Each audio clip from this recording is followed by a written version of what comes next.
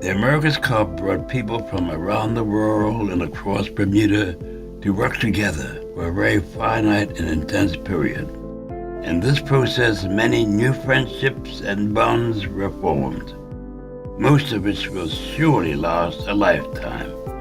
The America's Cup definitely gave a lot of us an opportunity to get to know Bermuda in a more real sense and establish friendships and relationships. I think that'll go on for many, many years. My family, when we came here, we absolutely loved being here, and I think that's the same thing for a lot of the families that came here, and in fact we regret not spending more time here. And whether you worked for ACBDA, whether you worked on land, on water, at the airport, if you were a volunteer, if you were whatever you did, and wherever you were from, you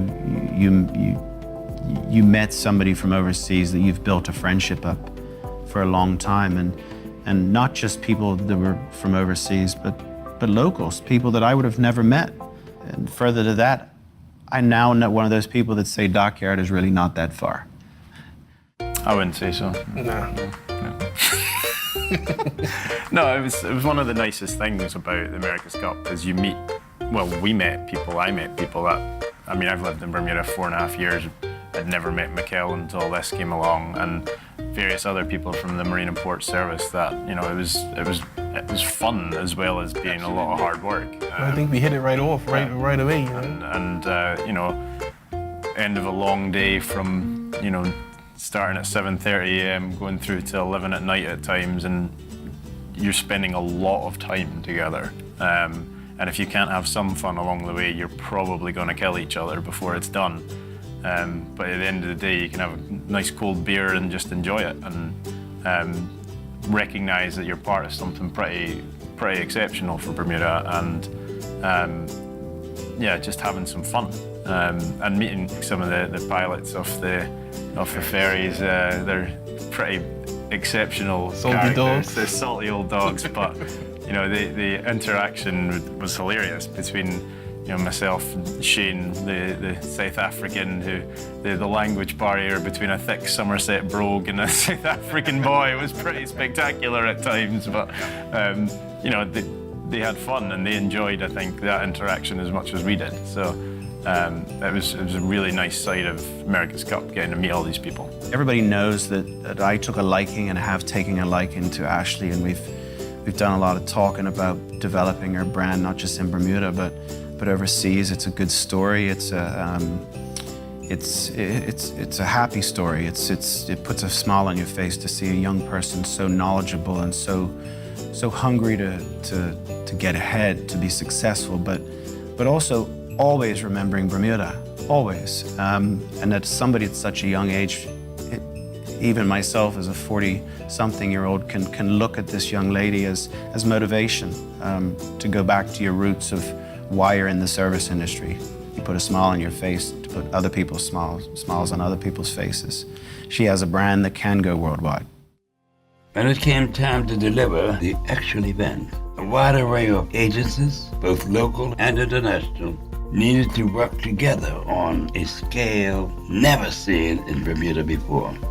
The solution came in the form of the Joint Agency Command Center, or JAC, a space that facilitated close collaboration and was a great example of what can happen when people who normally operate independently are placed side by side with a collective sense of responsibility. This Joint Agency Command Center concept was formed, never really done in Bermuda before. But we created this room where I think there were sometimes 40 people in a room, all with their desks, all with their responsibilities, all knowing what they were accountable for. People said it went smoothly. It went completely without problems. Well done. And I said, if you believe that, then thank you, because that's great. But in fact, there were all kinds of things happening underneath. But they were being sold by the guys in JECC and others, and we never let it get as far as the public. And as my brother, who was an actor, used to say, as long as you keep it backstage and the front of stage is perfect, then you're good. In the beginning, it was a bit touchy because if you could imagine, you have these different agencies, everyone has their own phone at the desk, everyone has their own radios at the desk, and you're still communicating with people. So whilst it may not seem like a lot on its own, when you have 30 people in a room and everyone's on the phone and everyone's on the radio and people's calling in, you really had to pay attention and really try to keep the jack quiet. And sometimes it got a little bit loud, which was good because you can't always be serious. What was your nickname? I had a few. Apparently he's now known as Jack. That's what they called me. My voice ended up being the Jack for Marine and Port, so I was the liaison, and they took it to heart, maybe. If we wasn't all in the same location, it would have been trying to call somebody on the phone and saying, who should I call? Should I call Naima? Should I call this person? But because we was all co-located, it made things a lot smoother, which allowed for the events to just proceed really quickly and efficiently. It's so many resources within government alone, and the Krangers, as well as outside entities, that are in silos.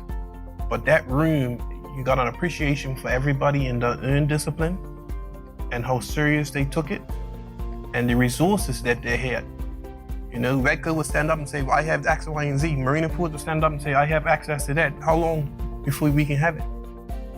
Yeah. These decisions were made instantly almost. A lot of times we work with different agencies and we know the fire puts out fire and we know the ambulance treats people, but to actually work with them, we can actually see them using their skill sets and how they operate. So that makes us say, okay, that's why they do certain things. But sometimes it's just miscommunication and misunderstanding as to why different agencies operate in the fashion in which they operate. The police have always been another agency on water that probably spend just as much time on the water as the ferries, but from time to time, we come together and do training exercise, and then all of a sudden we drift apart for a period. And a lot of our work is quite similar. You know, I want to think of it as Marine and Port sets the policy, and the police enforce the policy.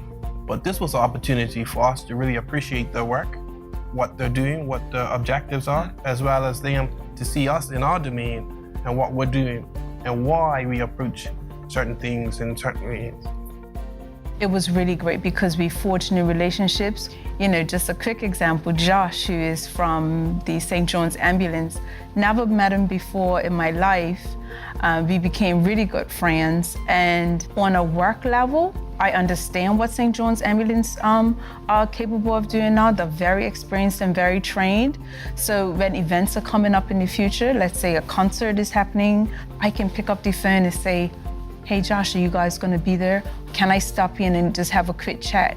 And all of that helps to police the event so much better than working in isolation.